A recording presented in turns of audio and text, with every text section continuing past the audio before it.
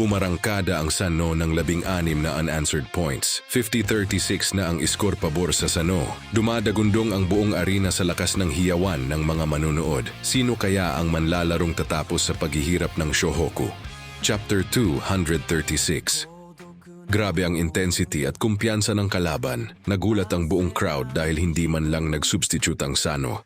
Ang kanilang mga starters pa rin ang nasa loob ng court kahit lumalaki na ang kanilang abante. Ayon sa coach ng Meiho, pagkakataon na ito para silyuan ang panalo. Isang napakalaking blowout ang nakaamba kung hindi makakabawi ang Shohoku sa susunod na 5 minuto.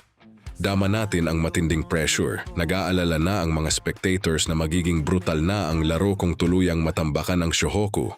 Samantala, makikita ang labis na pagkadismaya ni Sakuragi dahil hindi pa niya nahahawakan ang bola sa second half.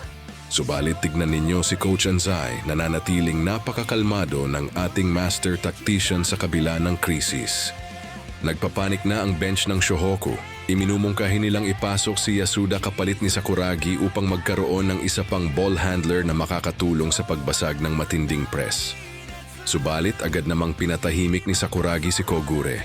Kalmadong ipinaliwanag ni Coach Anzai na patuloy na gagamitin ng Sano ang zone press hanggang sa maging imposibleng habulin ang kanilang abante. Narito ang isang malalim na pagsusuri mula sa kupunan ng kainan. Ipinunto nila na kapag umabot sa 20 puntos ang abante ng Sano, tapos na ang laban. Walang silbi ang pagimbento ng plano sa mismong oras na yon upang kontrahin ang ganitong zone press. Kailangan itong pinag-eensayuhan ng mabuti tulad ng ginagawa ng kanilang koponan. Tapos na ang timeout at nagpasya si Coach Anzai. Walang substitutions. Mananatili ang kasalukuyang manlalaro sa loob ng court. Inutusan niya sina Rukawa at Mitsui na dumiretso na agad sa front court. Gulat na gulat ang lahat. Kung nasa unahan na ang dalawa, sino ang magsisilbing primary ball handler na magtatawid ng bola laban sa nakakasakal na depensa? Boom! Ipinakilala ni Coach Anzai ang kasagutan sa kanilang malaking problema. Walang iba kundi si Ryota Miyagi, ang speedster ng Shohoku, na bigla ang buong bench. Siya lamang mag-isa ang inatasang bumasag sa mapanganib na zone press ng Sano. Narito ang malinaw na game plan. Si Akagi ang gagawa ng inbound pass. Ang misyon ni Miyagi, tanggapin ang bola, basagin ang depensa, at ipasakela Rukawa o Mitsui sa unahan. Bago bumalik sa loob ng court, tinawag ng manager na si Ayako ang atensyon ni Miyagi. May inihanda siyang pampalakas ng loob. Isang nakakabuhay na fist bump mula sa ating dynamic duo. Inutusan ng mainiping si Sakuragi si Miyagi na ipasa agad sa kanya ang bola. Ngunit binigyan siya ni Miyagi ng sariling misyon. Tumakbo ng mabilis papunta sa basket at magabang. Stay sharp, ika nga niya. Handang-handa na silang bumawi at baguhin ang takbo ng laro. Balik tayo sa aksyon sa loob ng court. Napunta ang pansin sa number 6 ng Sano na si Matsumoto habang naghahanda para sa free throw. Ayon sa mga manlalaro ng kainan, kayang-kayang maging star player ni Matsumoto kung siya ay nasa ibang koponan. Ngunit nakatago lamang siya sa likod ng anino ni Sawakita. Ipinapakita lamang nito kung gaano kalalim ang bench at talent pool ng Sano. Isang napakaganda at madamdaming sandali. Ipinakita ang mensaheng isinulat ni Ayako sa palad ni Miyagi. Number 1 guard. Kilalang kilala ni Ayako ang kanyang manlalaro. Alam niyang lumalabas ang pinakamagandang performance ni Miyagi kapag mataas ang kanyang kumpiyansa at may halong pagka-arogante ang kanyang estilo sa loob ng court.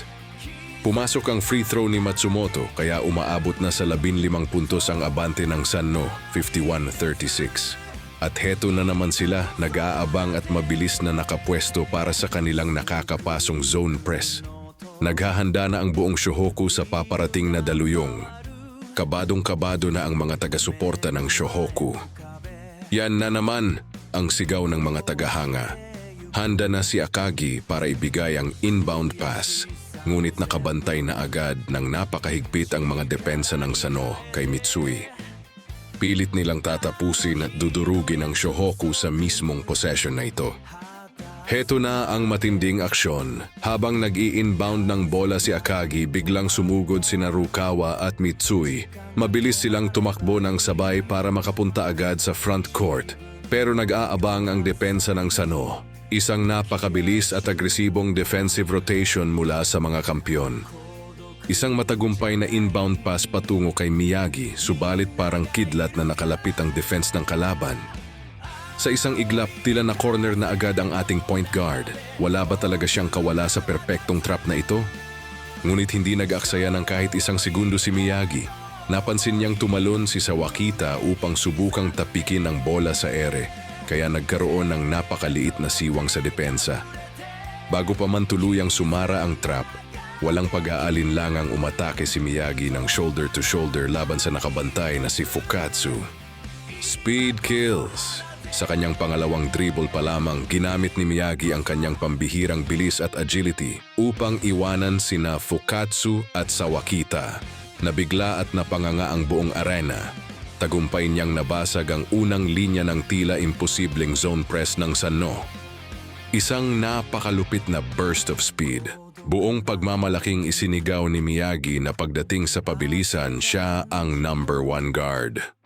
Habang naiiwan sa ere ang nagulat na si Matsumoto, mabilis na nag-execute ng matalim na pass si Miyagi papunta sa walang bantay na si Rukawa. Tuluyan ng basag ang depensa ng Sano. At bago tayo magtapos, shoutout pala sa mga nag-comment nung nakaraang slam dunk video natin at medyo matagal na rin yun nakalipas. Take care po and God bless.